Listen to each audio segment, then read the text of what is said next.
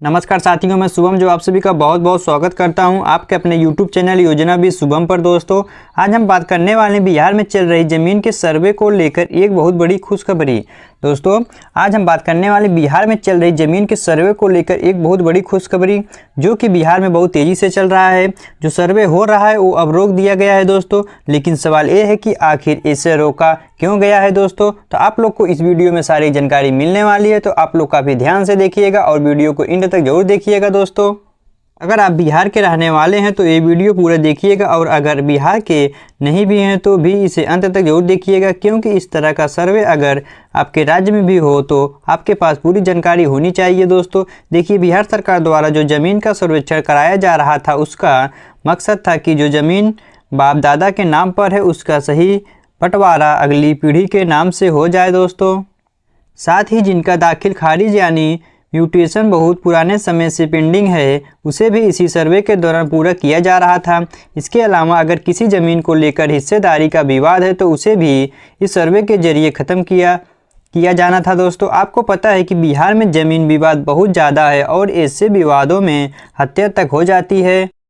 कई लोग तो दूसरे की ज़मीन पर वर्षा से कब्जा जमा कर बैठे हैं। सरकार चाहती है कि जिसके पास असली कागज़ है उसी ही ज़मीन का मालिकाना हक मिले। दोस्तों, चाहे कब्जा किसी का भी हो, यानी मकसद था कि ज़मीनी विवाद को पूरी तरह ख़त्म किया जाए। लेकिन दोस्तों, हुआ इसका उल्टा। सर्वे के दौरान बहुत सारी दिक्कतें सामने आने लगी दोस्तों, जैसे कई लोगों के पास वंशावली नहीं बन पा रही थी। दोस्तों, खतियान में गलती थी, किसी के नाम में गलती, किसी के पिता के नाम में गलती, किसी के ज़मीन का रिकॉर्ड ऑनलाइन नहीं दिखा रहा था दोस्तों, जबकि ऑफलाइन में सब सही था।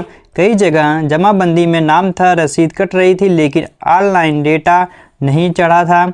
इन दिक्कतों की वजह से विपक्ष और लोग सरकार का सवाल उठाने लगे हैं कि गरीब और मजदूर वर्गों के साथ अन्याय हो रहा है। दोस्तों, चालाक और पढ़े लिखे लोग धोखाधड़ी करके गरीबों के ज़मीन अपने नाम करा लेंगे। इसलिए सरकार ने फैसला लिया कि सर्वे अभी रोका जाएगा और पहले अभी कागजात दुरुस्त किया जाएगा। इसके लिए बिहार में राजस्व सुधार महाअभियान चलाया जा रहा है। इस अभियान में पूरे बिहार के हर जिले और हर पंचायत में दो बार कैंप शिविर लगाया गया। दोस्तों, इन कैंपों में पटवारी, अंचलाधिकारी, अमीन और अन्य राजस्व कर्मचारी मौजूद रहेंगे। यह कैंप आपके घर के पास ही पंचायत में लगेगा। आपको वहां एक फॉर्म मिलेगा जिसे डॉक्यूमेंट के साथ भरकर जमा करना होगा। दोस्तों, अब इसमें किन समस्याओं का हल होगा, यह समस्या क्या है दोस्तों?